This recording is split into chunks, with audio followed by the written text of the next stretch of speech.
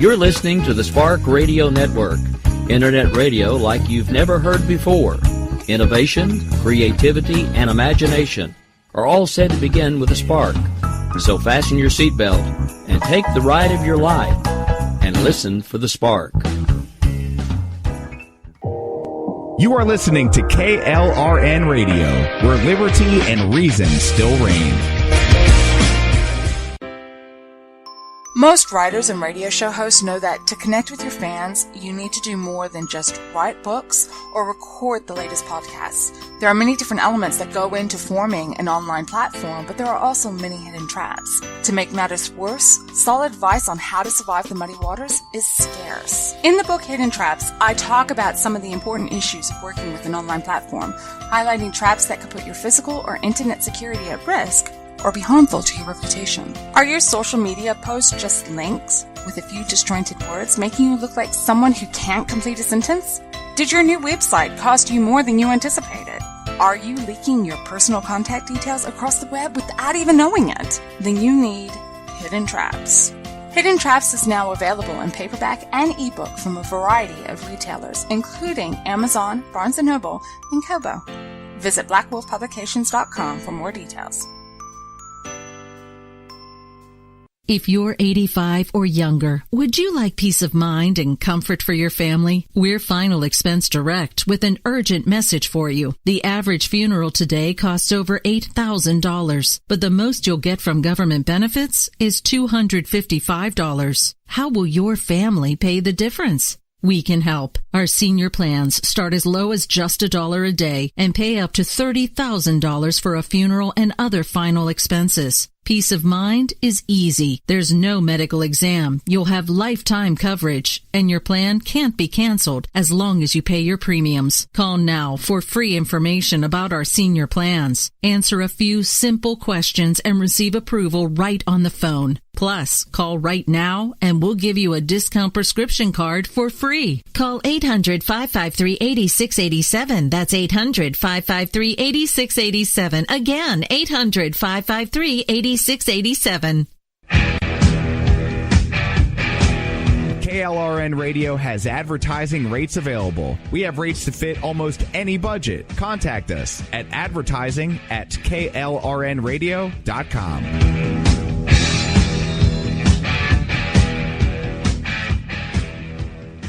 Everyone loves liberty. Our rights come from God, not the government. So why are you letting other people tell you what's best for your health care? Exercise your freedom with Liberty Health Share. Liberty Health Share is a community of people who voluntarily share one another's medical costs. Liberty Health Share is founded on the idea that most people truly want to help one another. Healthcare sharing allows members to do just that as a true community that supports one another in times of need. Liberty believes people should make decisions for themselves and their families. Members are able to take back the freedom to make their own decisions about their health care. Freedom from guilt or doubt about how your money is used. You have the freedom to direct your health care, not to be dictated to by bureaucrats. Stop letting others tell you what to do and join a community of like-minded people. Exercise your freedom. Join Liberty Health Share and take back the control of your health care while helping those around you. Call Liberty at 855-58-LIBERTY. Again, that's 855-58-LIBERTY for more information, or you can check them out at libertyhealthshare.org. Again, that's libertyhealthshare.org.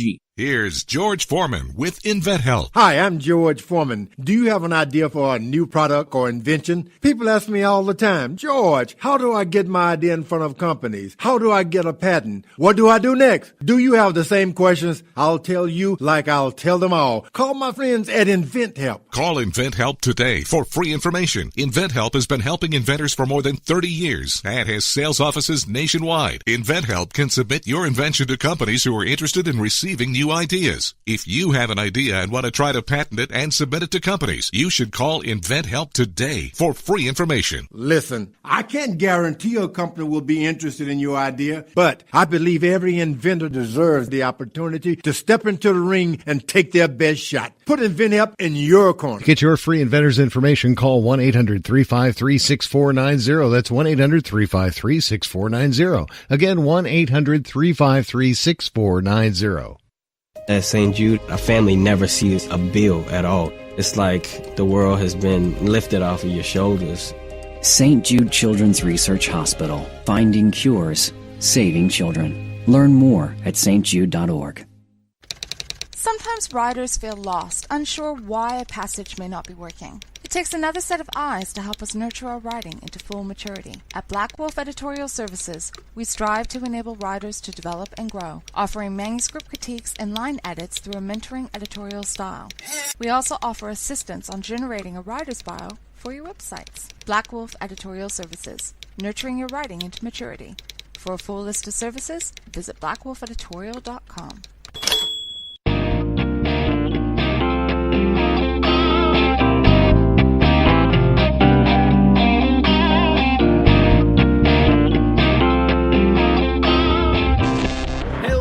And welcome back to the Lone Conservative. I know I didn't record last week. Get off my case, okay? I'm leading right off the bat with that because no, but in all seriousness, I'm not going to go too deeply into it. I don't like expressing my personal issues on social media or on the podcast, but I do feel that when I miss an episode or something like that, people are owed at least a basic explanation. Basically, there was a family emergency, an emergency with a specific family member, and it really took me out of it for a little bit. Everything's doing better now, actually, and that has me really happy, but it took me out of it. I had to miss recording an episode to be with my family or to comfort them the best way I could from North Carolina, so there's that. But aside from that, I shouldn't be missing any more episodes, and to make it up to you guys, because I know so many of you are angry at me. You're enraged that I would dare miss recording an episode. I'm going to be releasing an episode on Wednesday, and the exciting thing about this is it's actually going to be the first interview that we have on this show. I'm not going to say her name yet, because it's a surprise, but I will be giving her the shout-out of all shout-outs on the podcast when she's on, because I like her a lot. She's one of my favorite people, Lone Conservative. She's very smart, and she has a very good wit. So I'm looking forward to interviewing her, and what we're going to be talking about, for those of you who may be curious as to, what we'll be talking about, we will be discussing, she's had an education in London, I think, for the past semester. She's been in London for her education, and we're actually going to talk about the education she's had over there, the left-wing bias that's really popped up, and I'll ask her more about this tomorrow. But the sentiment that I've gotten from her is that there is I guess you could say, a hostility toward Americans where she is, especially in London, especially in the UK. So we'll see. I'm really looking forward to it. So tune in on Wednesday. That's my makeup for not recording an episode last Monday. And I know I've said before when I missed an episode that one other time that I would surely record another episode in the week. I didn't do it. I'm sorry. But this time I'm serious. I actually have something lined up. So stay tuned. It's going to be awesome. It's going to be dope. But until then, I want to jump right into it today. And before we get into any subjects, I want to congratulate the publication that actually has provided me with this amazing show. So this weekend, Lone Conservative won the highest award from the Intercollegiate Studies Institute, and they gave Lone Conservative the Publication of the Year. That's awesome. I'm so happy that Lone Conservative was able to get this. Y'all don't know everyone who works behind the scenes to make sure that this publication is worthwhile. I know some of you don't really read Lone Conservative and just listen to this podcast. I urge you to go over to Lone Conservative and read their articles.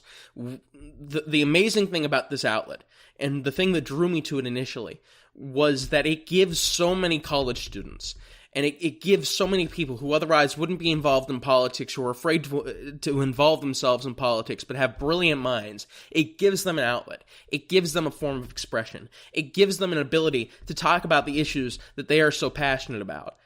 There are so many people behind the scenes or in the limelight who write articles for Lone Conservative that make this outlet work and make it work well, and they're all so amazing, and they're all integral to leading up to us getting this award. So thank you to everyone so much who works behind the scenes. And I'm going to list a few names, just the people who make sure that this organization runs smoothly and make sure that as many people who are articulate as possible get a form of expression for themselves. So thank you so much to, of course, Cassie Dillon, who is an amazing boss and I'm so glad she founded this company, and she's one of the best friends you could ask for.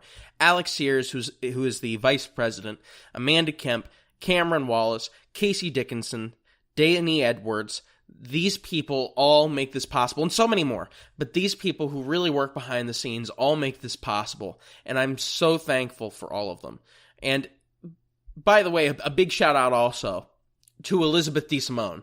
Elizabeth is the best editor-in-chief that you could ever ask for. She's amazing, and every single interaction I've had with her, she is just one of the sweetest people you could ever hope to meet. So thank you to all of you. Thank you to the Intercollegiate Studies Institute. We really appreciate this amazing honor, and we'll keep doing you proud. Now, as I always say, let's just jump right into this today. So the first thing, and honestly, that cheery intro was not warranted for the first subject that we're going to be talking about, which is George H.W. Bush, who was the 41st president of the United States, passed away on Friday in his Texas home.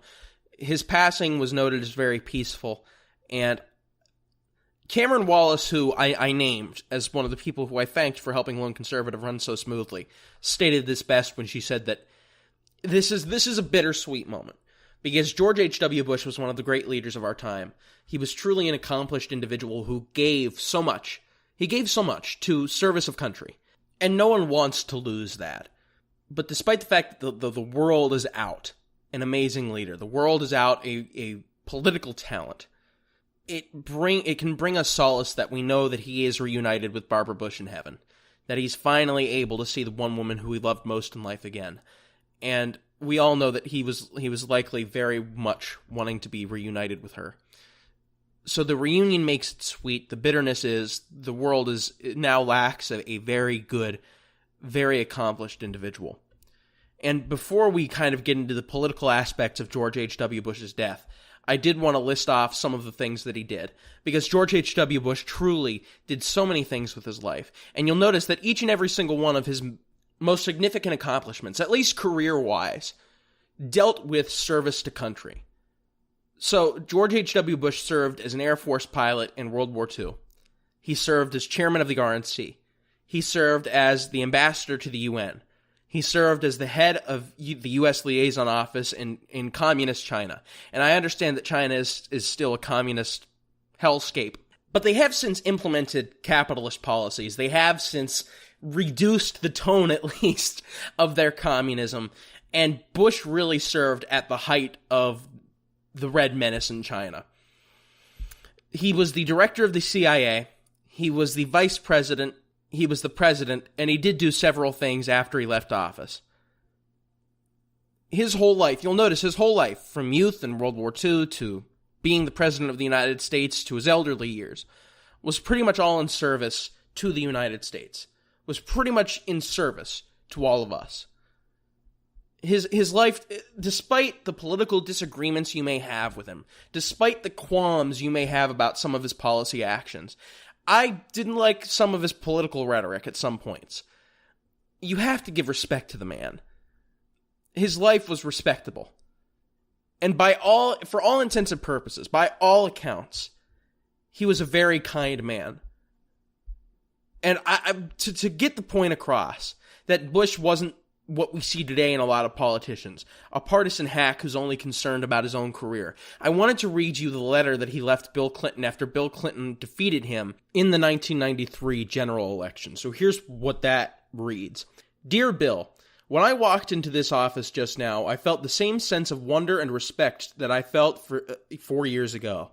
I know you will feel that too. I wish you great happiness here.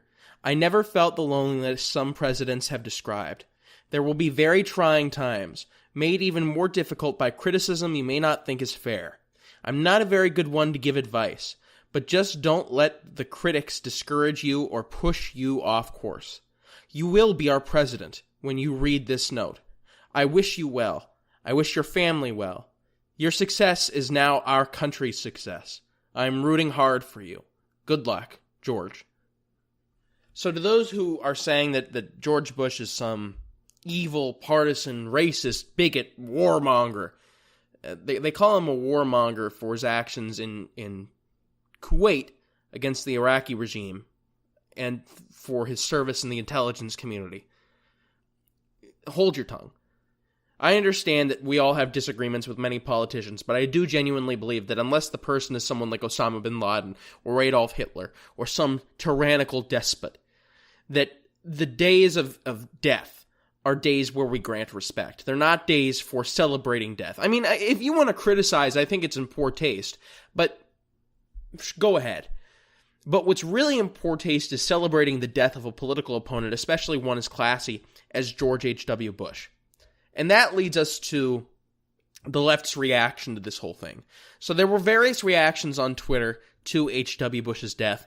Most of them were pretty tasteless. One of them was actually by the Associated Press. So the Associated Press tweeted out an article and it had a caption that said, quote, George H.W. Bush, a patrician New Englander whose presidency soared with the coalition victory over Iraq and Kuwait, but then plummeted in the throes of a weak economy that led voters to turn him out of office after a single term, has died. He was 94. So, I mean, I'm sorry, but that's pretty classless. That's pretty tasteless. To essentially rag on the man's failures of being kicked out of office. And when I say kicked out, I don't mean impeached. I mean he lost to Bill Clinton. Of losing the office of the presidency in his second term. On his death day, instead of his many accomplishments, including his service as an Air Force pilot in World War II. So, to the AP's credit, I suppose, they tweeted out a correction. They said, quote, we've deleted a tweet and revised a story on the death of President George H.W. Bush because the tweet and the opening of the story referenced his 1992 electoral defeat and omitted his World War II service. Well, it omitted a lot of other things, too. They're acting like they just missed one thing, and they omitted a lot of other things. I listed every single thing he did. It took me about 30 seconds. They omitted that all in that tweet and that first paragraph. What classless a-holes. Seriously, what class... It's one thing to not have rose-colored glasses when it comes to Bush, okay? It's one thing to criticize the guy. I don't think it's the classiest thing in the world, but you do you. It's another thing to take pot shots at a dead man. And that is one of the things that I consider, it's classless. It's classless to take pot shots at a dead guy. Pot shots that you really wouldn't have taken when he was alive. Because the thing is, because George H.W. Bush was opposed to Trump in many ways, the left fawned over him in his final years. They fawned over him. They considered him an ally, as temporary as it may have been.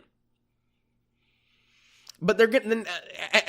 And I'm not saying they weren't willing to take pot shots at him before, but it's funny how when a right-wing figure dies, you never see as much criticism as you do as when they die. You never see as many people calling them a warmonger. Of course there's people out there, but people calling them warmongers or racist or bigots or sexist as when they die. And it wasn't even just the AP taking a normal pot shot. It was being extremely passive-aggressive and omitting the good things that he did as a supposed biased or unbiased media outlet. I mean, it's just absolutely sickening. But then you had tweets like this. So again, like I said, if you want to criticize him, fine. Go ahead. But there were tweets that from people on the left like this. It said, quote, George Bush's nurse while he was flatlining. And it's a bunch of nurses from this app called TikTok, which is basically the new Vine. I know that's going to get me some haters. No one likes to hear that TikTok's the new Vine, but it is. But it's basically a bunch of nurses from TikTok dancing with some really cheerful music in the background. You also had people like Oliver Willis, who was who's a rather prominent person on the left, tweeting stuff like, quote, conservatives pretending to be angry about how some people are talking about HW are totally going to be respectful when the next major Democratic politician passes, right? Yeah, okay. Yeah, Oliver? Yeah. Because there's this thing that the left seems to have forgotten. Okay, and I'm not saying that the right hasn't started to abandon it. They have. The election of Donald Trump shows that they have. And I'm not someone who again, I was never Trumper during the general, but I'm not a Tom Nichols never Trumper, okay? I don't go around criticizing him every opportunity I get. But the reason people really flocked to Trump was clearly because he was a counterpuncher. Because he went against the norms and the rules that the traditional right-wing politician and the traditional right-wing pundit lives by. That being said, there is a thing called decency. And it seems as if the left, before the right, has totally abandoned that. The right hasn't totally abandoned it yet. I think it's getting there. But it's when he's like, oh yeah, right. Like the right's gonna be civil the next time a major Democratic politician passes. For one, no. A majority of the right aren't. Because a majority of the right, at the very least a majority of conservatives, were civil. We have a common standard of decency. If you are legitimately not a bad person, if you're not someone like Adolf Hitler, Joseph Stalin, Mao Zedong, Osama bin Laden, if you're not a terrorist or a despot, we're not going to be coming after you saying, oh my god, you were such a tyrant, you were such a warmonger, you deserve to die. Because that's the other thing that Mr. Willis doesn't reference in his tweet. It's not just about the people who are criticizing H.W. Bush, which would be one thing. Again, maybe a little classless, but that's one thing. It's about, it doesn't make that distinction. It basically puts a cloak over all of the comments being made about H.W. Bush, which includes that tweet about nurses dancing cheerfully as he flatlines. Which includes the tweets where they negate his service. Which includes the tweets, the messages, the comments where they're happy. People are happy over his death. So no, the right wouldn't do that. A majority. I'm not going to speak for everyone. There's obviously sick individuals. But no, the right wouldn't act like that. But the fact that the mainstream left kind of, in some sense, embraces this rhetoric. They do. Embraces this rhetoric is an issue. And the fact that this common standard of decency is going out the window and that it's dying is just totally abhorrent. And you know what the other humorous thing is, before I move on? I don't want to spend too much time on this. But the other humorous thing is that Mr. Willis, you know what? After the next left-wing politician dies, God forbid, after the next left-wing politician dies, you know Oliver Willis is going to be coming out there. Let's say it's Jimmy Carter, okay? Let's say it's Jimmy Carter, and the majority of the right had the same kind of classless reaction. Now, again, there were a lot of people on the left who were very classy about the whole thing, who were mourning with the right. But I saw too many people to just say it was some slim minority celebrating his death. Or not just criticizing him, but taking pot shots. But I bet you $5 if Jimmy Carter were to die tomorrow, God forbid, because Jimmy Carter, listen, I think he did a ton of crappy policy stuff. He didn't do America much favors policy-wise. I'm not gonna go after the man after he's dead with pot shots that I wouldn't go after him with when he was alive. Not only that, but I'm not. It's shameful because the person can't even defend themselves. You're taking the most critical, the most ruthless pot shots you can when the person at this point can no longer respond to it or see it, which is cowardly. If you truly believe something, put it out there before they die, which some of these people on the left did already. Fine. I mean, it's still awful, but at least you have some consistency. But a lot of the people on the left who I saw commenting this stuff wouldn't have done it when he was still alive. But what I was going to say is, let's say Jimmy Carter dies tomorrow, God forbid, and a vast minority on the right, and when I say vast minority, I mean like 49%, a very large minority on the right, or maybe a slim majority, starts taking pot shots. Starts saying ruthless, terrible, despicable things about Jimmy Carter. How much you want to bet Oliver Willis is going to live by his own standards and not complain about it? How much do you want to bet he's going to live by his own standards and say, well, you know, that's what happens, I guess? He's not. He's going to say, how dare you, you classless fools, you classless individuals, taking shots at a dead man, have some respect. Because that's how the left works. As much as I don't agree with stooping down to the left's level, as much as I disagree with going after, with playing the same way that they do, and when I say the left, I'm obviously generalizing because I can't say that, you know, the specific sections of the left that I'm referencing every single time I reference it within a 40-minute podcast. I don't mean everyone on the left when I say the left. You know what I mean. I mean primarily the leftists. the radicals, which are quickly becoming the main position on the left. But the sad thing is that as much as I disagree with getting down to their level and playing by the left's own rules, when you do play by their own rules, they can't handle it.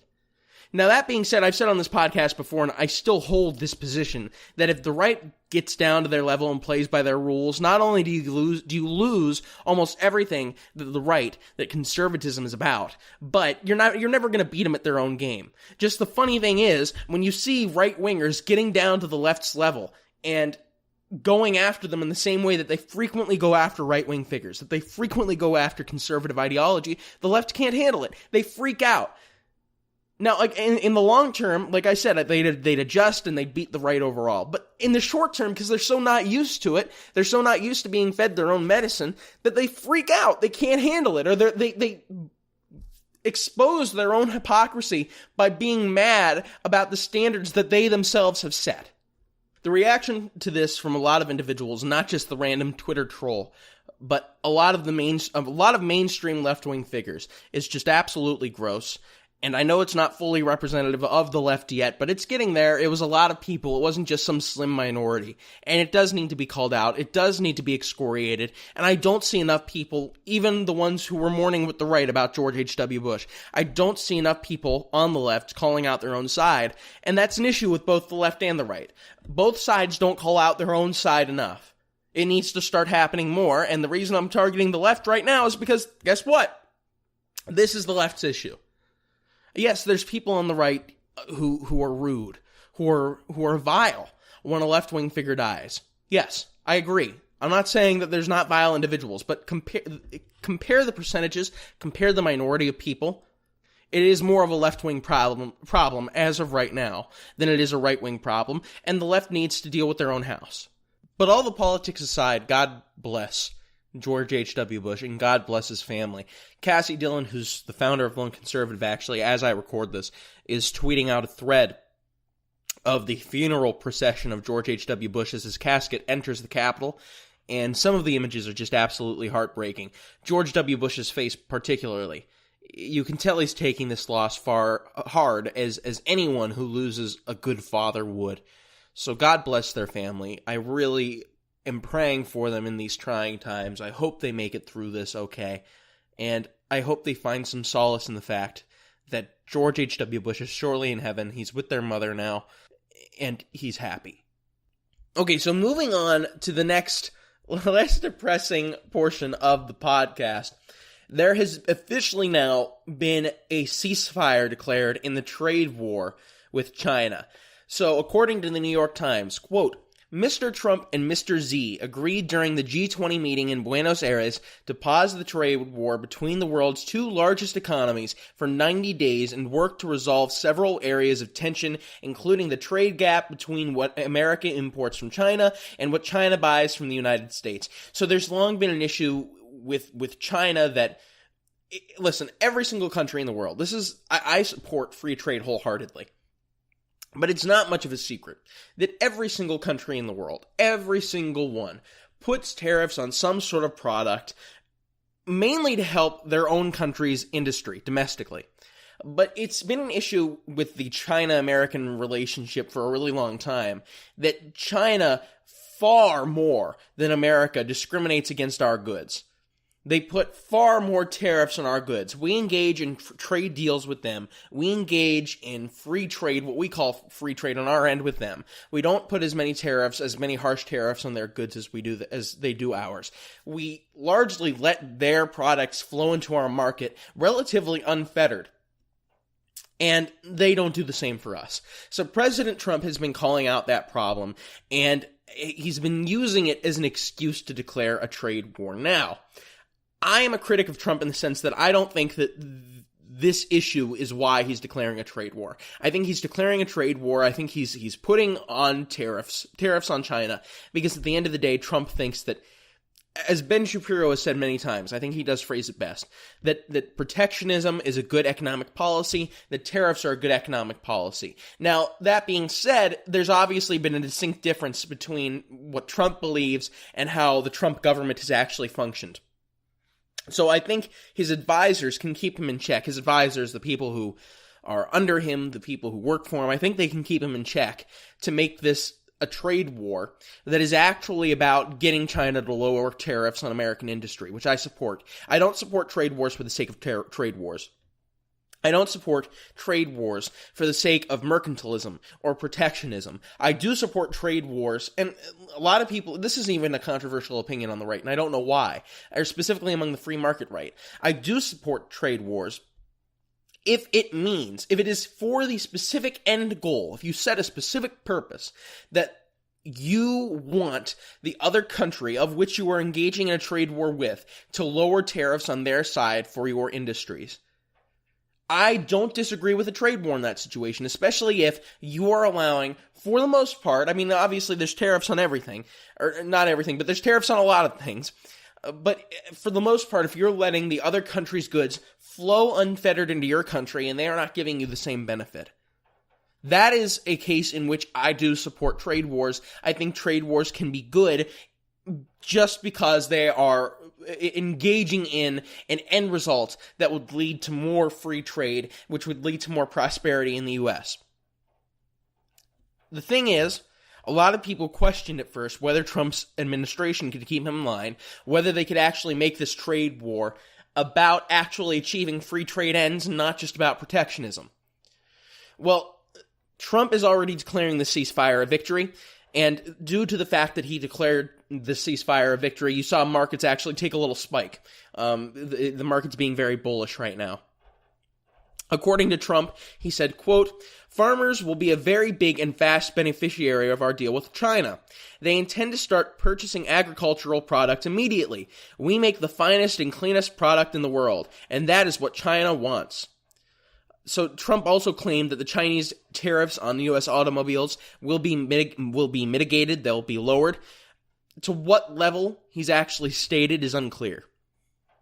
So as of right now, in response to the trade war, in response to Trump's protectionism, China's increased their rates on U.S. automobiles, their tariff rates on U.S. automobiles, to 40%. So Trump is saying that they're going to lower the tariffs, but we don't know to what extent they're actually going to lower the tariffs. Are they going to lower it to their original levels that weren't at 40%, in which case who cares, because these new levels of tariffs were only engaged in because of our original trade war? Or are they going to push down the tariffs on U.S. automobiles lower than what they were before the trade war, in which case, yes, that is a victory. But what I wanted to say before I read Trump's statement is, it seems as if, from his statements, Trump is beginning to engage in the belief of many people in his administration that the end goal of this trade war should be, and he said this for a long time now, but it hasn't always matched up with his actual, statements on protectionist policy in the past, but it seems as if his reasoning for the trade war is now more closely aligned with actual free trade thinkers in his administration. We'll see how it pans out. I don't like to be an optimist when it comes to politics, because I think more often than not, optimists get let down. That's just the fact of the matter. Optimists get let down, but I am, sorry to say, optimistic here. This thing is, though, I'm optimistic when it comes to Trump's rhetoric. I'm optimistic that this trade war now has a goal. This trade war now has a clear free trade desired outcome. However, Larry Kudlow, who heads the White House National Economic Council, countered Trump's own statement by saying that there's not yet a specific agreement on automobiles, so he didn't know what Trump was talking about. Larry Kudlow did add to that, though, at the end, according to the New York Times, that he does hope that the tariffs on U.S. automobiles will eventually be zero. So it's already not looking like... Listen, Trump is already trying to claim that this ceasefire is a vast victory in favor of America. It's only a 90-day halt to trade war hostilities, which means if they can't come up with a solution in 90 days, presumably the trade war is back on. And even if they do come up with a solution in 90 days, the big deal hasn't been made yet. So we actually don't know. This isn't a victory. Trump is vastly overstating this by saying it's a victory, and it seems as if he's already conflicting his own administration, the people who are actually negotiating this stuff, with some of his comments. the first example I gave was on the automobiles, but the second example that I'm going to give is in regards to a tech company. So according to the New York Times, again, listen, I know not many people like the New York Times. Andrew Klavan calls them the New York Slimes. I get it. I'm not a big fan of their reporting on a lot of things either. I think they're biased, but their writing on this has been very good. So the New York Times says, quote, "For instance, after leaving Buenos Aires on Saturday night, Mr. Trump told reporters aboard Air Force One that Mr. Xi had agreed to approve a tech deal he had previously rejected between Qualcomm, a San Diego-based chip maker, and a Dutch firm, NXP. Okay, well that sounds good. Sounds like there's going to be more business for this Qualcomm firm in San Diego, except Qualcomm actually came out and stated that the tech deal that Mr. Trump was citing, they were thankful to Mr. Trump for, I guess, negotiating on their behalf, but they said that the tech deal that Mr. Trump was talking about had missed the deadline, and thus they will no longer be pursuing it. Instead, they're going to be pursuing their original goal of expanding their 5G network. So, most of the victories Trump is already stating either have been conflicted by his own officials, his own employees, the people who work around him, or they're being conflicted by people like companies like Qualcomm. So it's unclear if, again, there could be a big deal in the woodwork. We don't know. And I'm not someone who praises Trump to the stars in the ways a Trump sycophant does. But I am willing to praise him when he does something good. I'm willing to call him out when he does stuff bad. This has been the traditional, really conservative position since he took office. But there could be a deal in the woodwork. We very well could see a big deal here. This trade war very well could pay off. But at the end of the day, I'm not sure. I'm not sure. Because almost every single outcome Trump has stated has come as a result of this ceasefire. Has either been not true, hasn't really been fleshed out yet, or it's already too late to really reap the benefits of it. And I really hope this works out. And I do agree with Trump that the high tariff rates that China has put on our products is actually a problem. Not a world-ending, totally unfair, totally disastrous trade problem, but it is a problem. Especially if I am a firm believer that a world in which the U.S. is the dominant economic power, the dominant military power, is a better world. The U.S. has done some shady things, they've done some bad things, but overall, it's a net good. At the very least for us here. And I do think for the world abroad, for those abroad. We can't just be handing over. Now, I'm not saying we engage in trade wars to avoid China becoming the dominant economic power, because number one, it wouldn't work either way, and number two, it would likely backfire. But I don't think we give China that position as the number one economic power without a fight. Especially when it is clear that, listen, trade isn't often a zero-sum game. You shouldn't treat trade like it's a zero-sum game. Our trade agreements with China, we're both winning. But it's obvious that one side is winning more than the other. And we could be doing things, sometimes in trade deals, that's just the outcome. You could have the best negotiated trade deal, and the other side still benefits more than you, which is fine. But it's clear that in our trade deals with China, it's clear that in our trade relationship with China, we could be benefiting more than what we are. And I'm not saying we're not benefiting. I'm not going to take the Trump position that we're losing millions of jobs. We aren't benefiting in the slightest. This has been a disaster. I don't think some of the trade deals have been properly negotiated. I think China has taken advantage of us in some regards with trade. That being said, it's very clear that we are benefiting at the very least as consumers. What we need to do is improve our relationship, and by improving our relationship, I mean getting us on equal footing with this trade deal, making it so we're benefiting at least almost as much as the Chinese are. Because there is no reason that we should be where we are right now. There is no reason that Chinese markets, when we are literally their biggest customer, shouldn't be more open to us. It's just absolutely ridiculous. I praise Trump for taking on this problem. I hope that and I praise his advisors. I praise those who are around him, who are keeping him in line and keeping his eyes on a goal. I hope they can continue to keep his eyes on a free trade goal and a free trade outcome. And I do hope something good results from this, because the major threat to the Trump economy, well, there's two major threats, and we'll actually talk about this a little bit more later on. Actually, like right after this.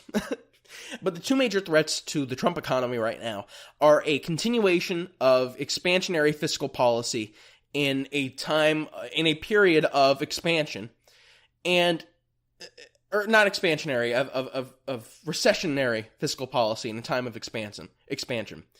But the other threat is this trade war. Not just this trade war, but trade wars in general. Those are the two main threats to this economy.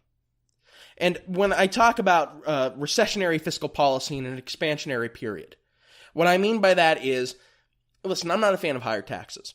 I'm not. But it's just clear, it's economics 101.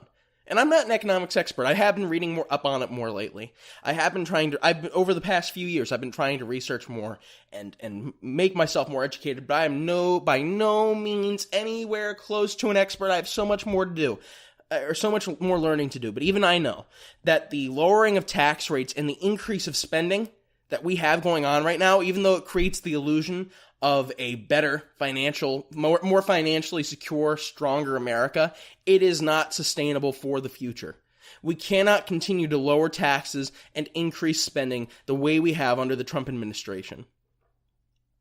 And the reason I'm particularly calling out Trump for this is, listen, Obama tried to do budget cuts in certain areas. Like, I remember there was a period in his presidency where he bragged that he was going to cut the budget by $100 million, which was, listen, I know this sounds elitist, but that's nothing. $100 million from our total budget is nothing. It's nothing to brag about. You should do it. You should cut the budget in whatever increments you can, when you can, but in the grand scheme of things, that's nothing to write home about. This has been continuing for a very long time. Politicians overuse expansionary fiscal policy. They do. We are in an era right now where we can't continue that. And I'm worried, I am genuinely worried with how much Trump really has ramped up the expansionary fiscal policy in an expansionary period. I keep saying this. The politicians overuse recessionary fiscal policy, and I'm worried that the overuse, the degree that Trump has now taken it to, this recessionary fiscal policy in an expansionary period, I'm worried, and expansionary fiscal policy is usually increasing spending, to simplify it, increasing spending, lowering taxes. I'm worried that we're, at this point, reaching the point of no return. I'm not a catastrophist, but I don't see how we pay back $22 trillion in debt, which is basically what we're at this point. We're at $21.8 trillion in debt. It's gone up $2 trillion more since Trump took office. This is a real problem, guys. And that compounded with trade wars, if another economic crash happens during Trump, or just directly after Trump, there's been debates within the GOP, within the conservative movement of the impact Trump has had on the GOP. Make no mistake, there will be no debate that the net negative effect Trump had on the GOP will be, or the net effect Trump had on the GOP will be negative. If a recessionary period, if a depression hits, just after he leaves office or while he is in office. So I hope something results from this deal, or from this ceasefire. I hope we end the trade war, and I hope the U.S. comes out better as a result. But as of right now, that's unclear. But the trade war needs to end, and we need to address the unnecessary use of recessionary fiscal policy, because it's getting far too much now. Especially because the other reason why it would be a net negative if we hit a depression or a recession, even now as we continue the expansion that we're in, is that Trump preached fiscal responsibility. He preached, cutting the budget. I know he preached also infrastructure programs and all that sort of thing, but overall, he did run on the GOP platform, at least in that regard, of fiscal responsibility. And the fact is, he is being just as fiscally irresponsible. And again, fiscally, I know he's done good things in terms of the free market. I know he's done good things in taking back regulations. That has certainly been one thing that has helped the market grow in the way that it has. But if we're going to look at this financially, he's being just as financially irresponsible with the U.S.'s budget as Obama was, as Bush was. This needs to stop. The trade wars need to end. We need to seriously address this, but I don't think it will get addressed because we're just going to let the high times roll until it all comes crashing down. Because it's not just the way Americans think, it's the way human beings think. It's why Las Vegas hardly has any net winners walking out of their casinos. It's why in the end, most even professional gamblers lose most of what they have. Because we let the high times roll until everything comes crashing down. And I am really worried. I'm not going to lie and say that I'm not concerned just because we're in an expansionary period. With that being said, that is the end of this week's comeback episode of the Lone Conservative. I hope you all enjoyed. Please follow the podcast on Twitter for more updates at @loco_pod. Please follow Lone Conservative on Twitter at @LoConservative and Instagram. Just search Lone Conservative. And of course, follow moi on Twitter at @RealEricSchaefer. Thank you all so much for listening. Thank you all for being so patient with me. The next episode will be coming out on Wednesday, and I hope it airs on KLRN. We're not sure about that yet, but thank you all so much. Episodes will be uploading at the regular times now, so stay tuned. Have an awesome one. Peace out.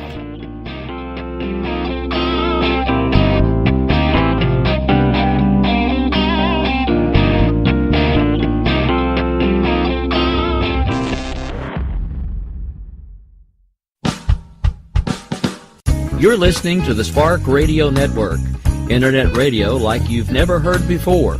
Innovation, creativity, and imagination are all said to begin with a spark.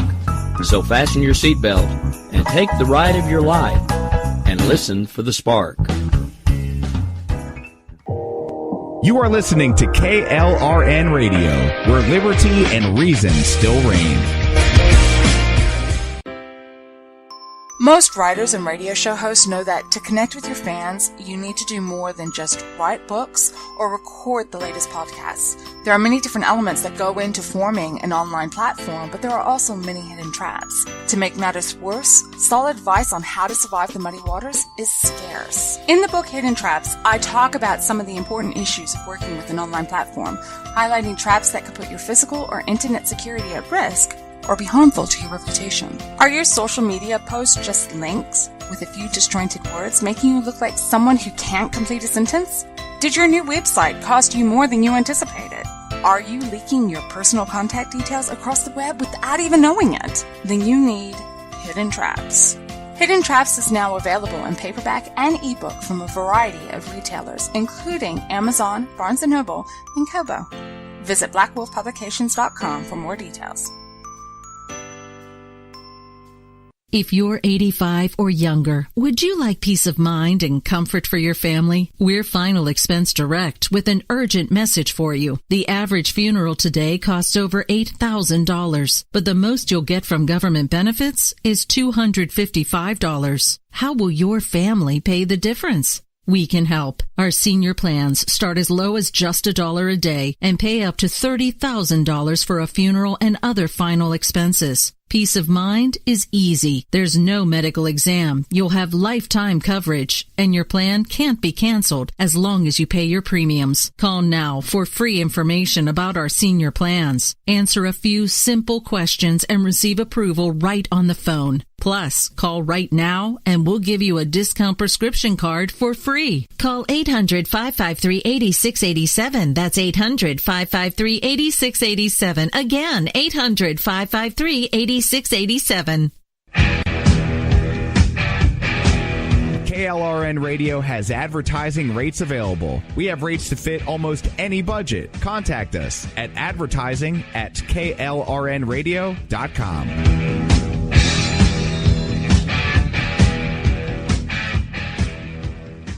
Everyone loves liberty. Our rights come from God, not the government. So why are you letting other people tell you what's best for your healthcare? Exercise your freedom with Liberty Health Share. Liberty Health Share is a community of people who voluntarily share one another's medical costs. Liberty Health Share is founded on the idea that most people truly want to help one another. Healthcare sharing allows members to do just that as a true community that supports one another in times of need. Liberty believes people should make decisions for themselves and their families. Members are able to take back the freedom to make their own decisions about their healthcare. healthcare, freedom from guilt or doubt about how your money is used. You have the freedom to direct your healthcare, not to be dictated to by bureaucrats. Stop letting others tell you what to do and join a community of like-minded people. Exercise your freedom. Join Liberty HealthShare and take back the control of your healthcare while helping those around you. Call Liberty at 855-58-LIBERTY. Again, that's 855-58-LIBERTY for more information, or you can check them out at libertyhealthshare.org. Again, that's libertyhealthshare.org.